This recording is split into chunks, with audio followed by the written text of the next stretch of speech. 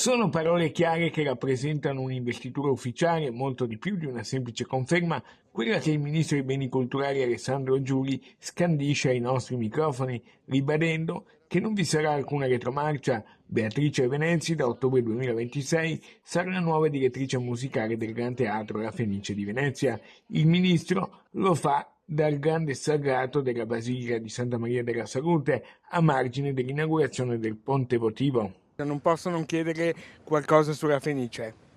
E non posso che ribadire quello che ho già detto, e cioè che Beatrice Venezia è la persona giusta al posto giusto. Il ministro smentisce anche categoricamente le voci di un possibile dirottamento della direttrice nominata verso Trieste. Smentisco recisamente, anche perché le fonti non soltanto sono fidedegne, ma sono totalmente inattendibili e maldicenti.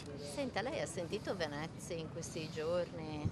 Io con Beatrice mi scrivo, la sento e ne percepisco la saldezza, la forza, l'equilibrio e l'ottima disposizione nei confronti della Fenice, che verrà presto ricambiata. Nella mattinata veneziana di Giuli, prima un incontro privato a Cacornè con il sindaco di Venezia Brugnaro, che è anche il presidente della Fondazione Gran Teatro La Fenice, poi una veloce visita alla Basilica Cattedrale di San Marco, ricevuto dal primo procuratore di San Marco Bruno Barel, per ammirare gli ultimi lavori fatti.